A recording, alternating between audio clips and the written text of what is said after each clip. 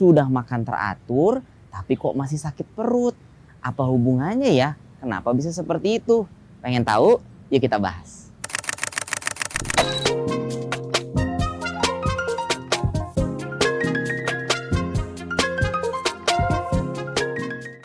Ya, Sobat DRV semua, kalau berbicara tentang sakit mah atau misalnya sakit perut atau yang sering istilah medisnya disebut sebagai dispepsia, itu memang ada banyak hal yang terkait dan kita tidak habis-habisan membicarakan. Kita seringkali sudah sering makan teratur, sudah mencoba mengatur jadwal makanan supaya kita tidak terlambat, tetapi kadang-kadang kita masih merasa perut kita nyeri, terutama di ulu hati. Nah, paling tidak ada 3 hal yang harus kita perhatikan. Mengapa kita sudah berusaha untuk teratur makan tapi kita masih sakit perut?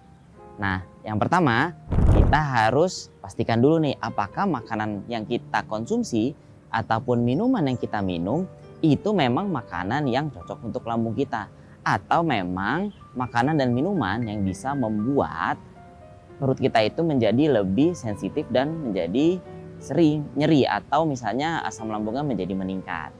Nah, beberapa hal nih yang perlu kita perhatikan. Misalnya minuman yang bersoda. Nah, minuman yang bersoda ini juga rentan membuat perut kita itu menjadi tidak enak atau asam lambung kita menjadi naik. Nah, yang kedua, makanan-makanan yang berlemak. Nah, karena makanan berlemak itu memang memerlukan waktu lebih lama untuk dicerna sehingga produksi asam lambung kita akan meningkat. Nah, apalagi kalau itu juga dihubungkan dengan makanan yang misalnya atau minuman yang mengandung alkohol. Ya, itu juga sangat tidak baik untuk lambung kita, ya. Dan apalagi kalau misalnya makanan yang asam ataupun yang terlalu pedas, itu bisa saja membuat perut kita menjadi lebih tidak enak sehingga kita bisa mengalami sakit mah ataupun dispepsia. Nah, kemudian hal-hal yang lain juga terkait misalnya seperti merokok. Ternyata merokok sendiri juga bisa menyebabkan asam lambung kita menjadi lebih banyak produksinya sehingga perut kita juga menjadi tidak enak. Jadi itu juga harus diwaspadai, ya.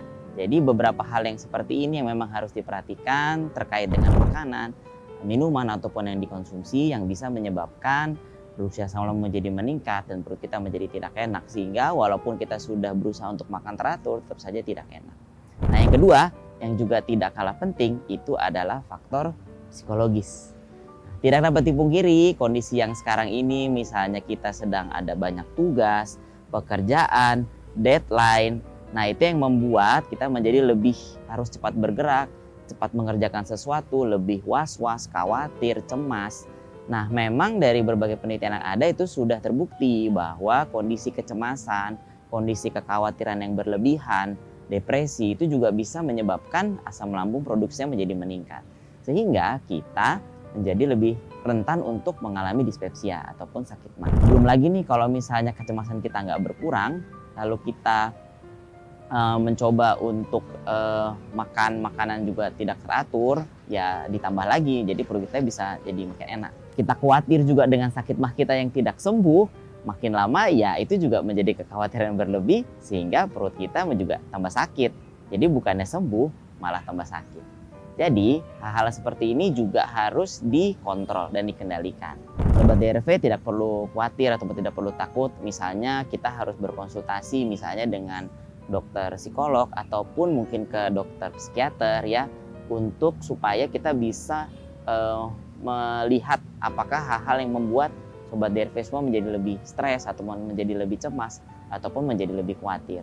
Nah, dari situ baru bisa dilihat adakah hal-hal yang memang bisa dikontrol dari dalam diri ataupun misalnya memerlukan pengobatan ataupun memerlukan sesi terapi beberapa kali supaya Sobat DRV semua bisa lebih tenang, bisa lebih tidak khawatir sehingga itu juga bisa membantu supaya asam lambungnya tidak menjadi meningkat sehingga nyeri perutnya juga bisa menjadi lebih berkurang. Jadi itu beberapa hal yang juga mesti diperhatikan ya Sobat DRV semua.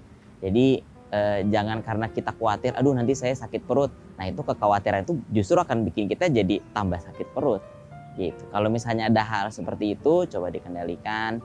Kalau misalnya memang tidak bisa berkonsultasi dengan dokter ataupun psikolog yang memang bisa membantu supaya kondisinya bisa lebih baik. Nah, yang ketiga, ini seringkali kita nggak terlalu menyadari, tapi sebenarnya itu juga perlu menjadi perhatian. Misalnya kita sudah mencoba untuk makan makanan yang memang lebih aman buat lambung. Lalu kita sudah mencoba mengendalikan stres itu supaya kita bisa lebih tenang, tapi mungkin perut kita masih nggak enak. Ya kadang-kadang ada beberapa kondisi, misalnya seperti kondisi genetik ya, yang mungkin memang membuat produksi asam lambung kita menjadi lebih meningkat.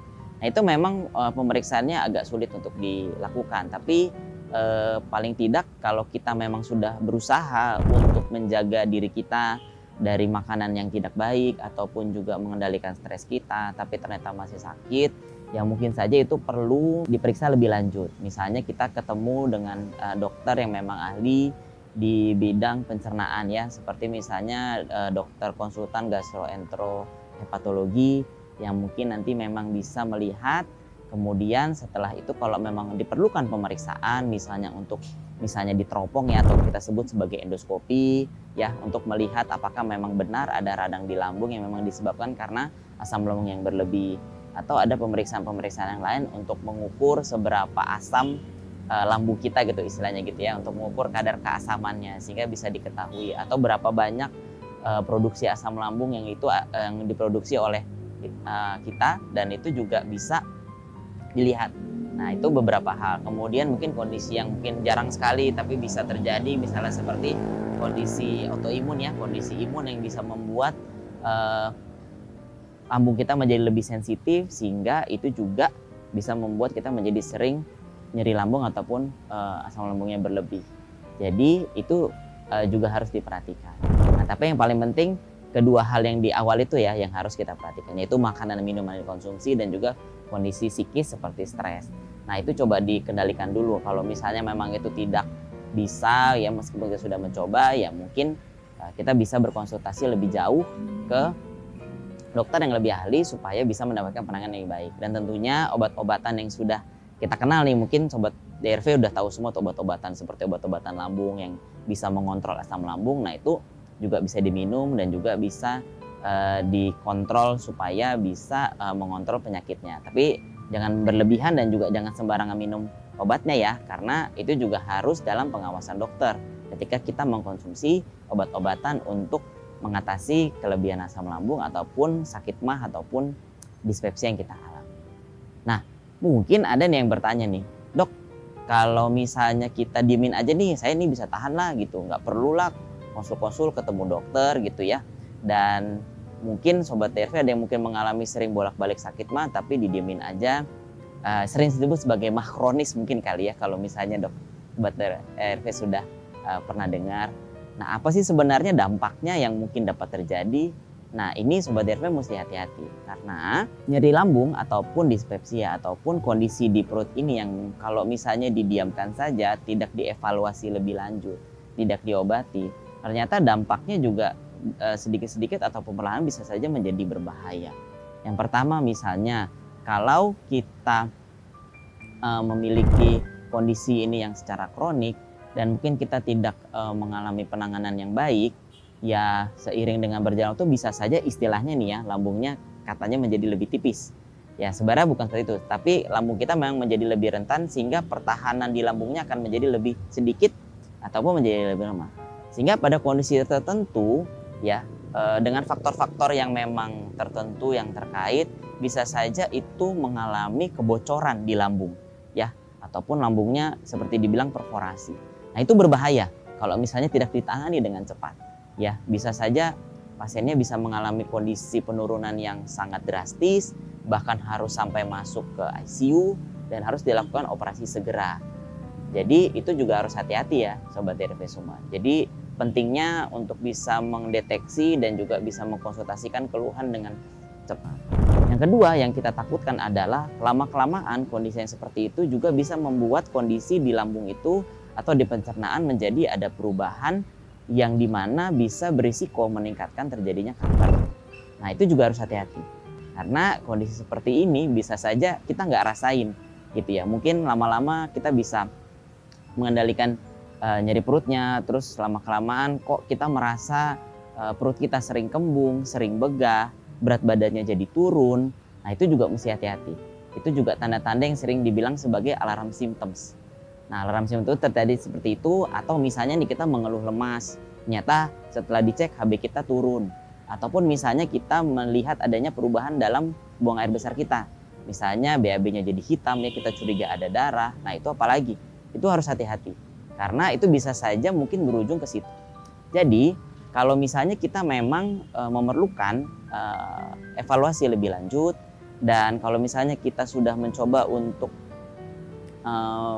makan yang baik, kemudian kita menghindari hal-hal yang tidak baik yang berhubungan dengan lambung kita, terus kita sudah mencoba mengontrol dari sisi psikis kita, dan ternyata itu tidak membaik, alangkah lebih bagusnya kalau Sobat DRV segera mencari pertolongan.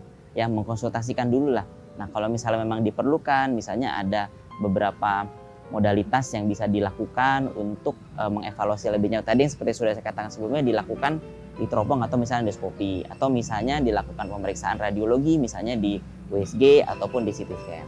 Nah, itu tergantung dari penilaian dokter yang Sobat DRV semua konsultasikan. Ya, kalau misalnya diperlukan jangan ragu, karena itu lebih cepat, lebih baik untuk mendeteksi kondisi-kondisi seperti itu. Ya, jangan sampai tunggu terlambat, kemudian nanti penanganannya tidak bisa optimal. Nah, yang paling penting Sobat DRV juga harus mengenali, ya, apakah ini memang sesuatu yang memang bisa diobati atau ini memerlukan pemeriksaan yang lebih lanjut.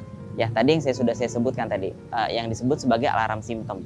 Ya, kalau misalnya makin lama makin sering begah, makan sedikit jadi kenyang, berat badannya jadi turun, lemas, pucat, ataupun misalnya ada perubahan dari BAB-nya yang misalnya ada darah, itu harus hati-hati. Karena itu bisa saja jadi tanda-tanda untuk penyakit yang lebih lanjut dan mungkin memerlukan perhatian yang lebih besar. Ya, jadi itu Sobat DRV semua ya. Hal-hal apa saja yang bisa membuat perut kita masih bisa sakit meskipun kita sudah mencoba untuk makan teratur. Tadi ya ada 3 hal yang perlu diwaspadai. Dan yang kemudian kalau misalnya itu juga sudah dilakukan tapi tidak membaik, Sobat DRV jangan lupa untuk segera berkonsultasi dengan dokter yang ahli supaya bisa mendapatkan pemeriksaan yang lebih lanjut dan juga pengobatan yang optimal. Mudah-mudahan bisa membantu Sobat DRV semua ya. Dan seperti yang selalu saya bilang, jangan hanya tetangga sebelah, karena tetangga sebelah belum tentu tahu. Terima kasih.